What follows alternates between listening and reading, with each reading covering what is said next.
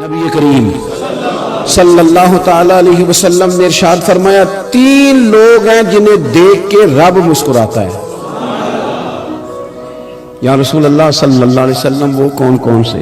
تو محبوب فرمانے لگے، ایک وہ بندہ ساری مخلوق سوئی ہے، آدھی رات ہے، رات کا پچھلا پہر ہے، اس نے اٹھ کے وضو کر لیا، مصلی پہ کھڑا ہو گیا خدا کی یاد میں، فرمایا اسے دیکھ کے رب مسکراتا ہے جو اس کی شان کے لائق ہے۔ مسکراتا ہے اللہ، یہ تو سونے کا ٹائم تھا، یہ تو گہری نیند آنے کا وقت تھا، رات کا پچھلا پہر، رات پوے تے بے درداں نو نیند پیاری آوے تے درد منداں نو یاد سجن دی ستیاں وی آن جگاوے، اور ساون کی کالی راتوں میں جب بوندا باندی ہوتی ہے، وہ راتوں کو اٹھ اٹھ روتے ہیں جب خلقت ساری سوتی ہے، اللہ مسکراتا ہے۔ اور سننا میرے بھائی، میرے نبی پاک صلی اللہ تعالی علیہ وسلم فرماتے ہیں، جب مسلمان نماز کے لیے صفیں بناتے ہیں نا، ترتیب لگ رہی ہوتی ہے، اب اللہ کی بارگاہ میں کھڑے ہوں گے، قیام کریں گے، رکوع کریں گے، سجود کریں گے، فرمایا جب مومن صفیں بناتے ہیں تو رب دیکھ کے مسکراتا ہے،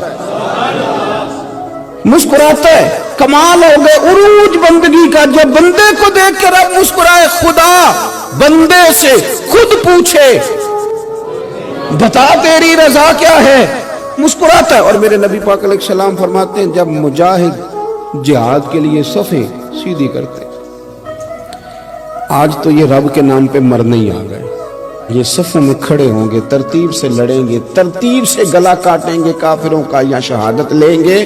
فرمایا جب جہاد کے لوگ صفیں بناتے ہیں تو رب انہیں دیکھ کے مسکراتا ہے۔ کتنے نصیبوں والا وہ بندہ ہے جسے دیکھ کے مسکرا دیا۔ او یار، کبھی تیرا بیٹا تیرے سامنے مسکرائے نا چھوٹا، تو تیرا دل باغ باغ ہو جاتا ہے۔ تیری ماں بیمار کسی ایک دن صحیح طرح ہنس پڑے تو طبیعت خوش ہو جاتی۔ مجھے بتاؤ نا، جس کا رب بھی اسے دیکھ کے ہنس پڑے، جو اس کی شان کے لائق ہے، کیا اس بندے کے نصیبیں ہیں، کیا اس کے مقدر ہیں۔ او یار، رات کو توبہ کر کے سونا چاہیے ہمیں۔ کچھ غلطیاں ہم کرنا نہیں چاہتے پر ہم سے ہو جاتی ہیں، کچھ دل ہم توڑنا نہیں چاہتے پر وہ ٹوٹ جاتے ہیں، ہماری مجبوری ہوتی ہے ٹوٹ جاتے۔ رات کو اس کی بارگاہ میں ہاتھ باندھ کے، کشکول طلب دراز کر کے خوب استغفار پڑھنا چاہیے کہ مالک بندے ہیں نا، کیا کریں، نفس کا ساتھ ہے، دنیا کا ساتھ ہے، خواہشات نفسانیہ، مالک معاف کر دے۔ درد سے توبہ، رسم نہ ہو، کہانی نہ ہو، لفظ نہ ہو، جملے نہ ہو، اور جناب ایسے لوگوں کے بیچ بڑے ہاتھ باندھ کے اور بڑا کوئی ضرورت نہیں، آپ اکیلے اپنی چارپائی پہ بستر کے اندر منہ دے کے بھی درد سے کہیں گے نا معاف کر دے، تو وہ تو مہربانی بڑا ہے۔ میرے نبی پاک صلی اللہ علیہ وسلم مثال دیتے ہیں، فرمایا ایک آدمی صحرا میں جا رہا، صحابہ سے حضور خطاب کر رہے ہیں، فرمایا ایک آدمی صحرا میں جا رہا تھا، اس نے اپنی اونٹنی پہ کھانا، پانی، پیسے، ہر چیز رکھی ہوئی تھی، صحرا تھا بہت بڑا، درمیان صحرا کے گیا تو تھوڑا سا سستانے کے لیے، آرام کرنے کے لیے اونٹنی سے نیچے اترا۔ اب اس نے اونٹنی کی لگام، اونٹنی کی نکیل اپنے سرہانے کے نیچے رکھی، ہاتھ کے ساتھ پکڑی اور سو گیا۔ تھوڑی ہی دیر کے بعد جب اس کی آنکھ کھلی تو دیکھا اونٹنی غائب ہے۔ صحرا میں وہ پیدل نہ آگے جا سکتا ہے، نہ پیچھے جا سکتا ہے، نہ دائیں نہ بائیں، کھانے کو روٹی نہیں، پینے کو پانی کا قطرہ نہیں، تھوڑا ادھر بھاگا ادھر بھاگا، تھک گیا۔ کریم محبوب فرماتے ہیں وہ پوری طرح نڈھال ہو گیا اور مایوس ہو گیا، معاذ اللہ، مایوس ہو کے دوبارہ اسی جگہ آ کے لیٹ گیا جہاں پہلے لیٹا تھا، انتظار کرنے لگا کہ اب موت ہی آئے گی، آخری وقت ہے، نہ میں پیدل یہ صحرا کراس کر سکتا ہوں، نہ پیچھے جا سکتا ہوں، نہ کھانا ہے نہ پانی ہے، سوائے موت کے کوئی سہارا نہیں۔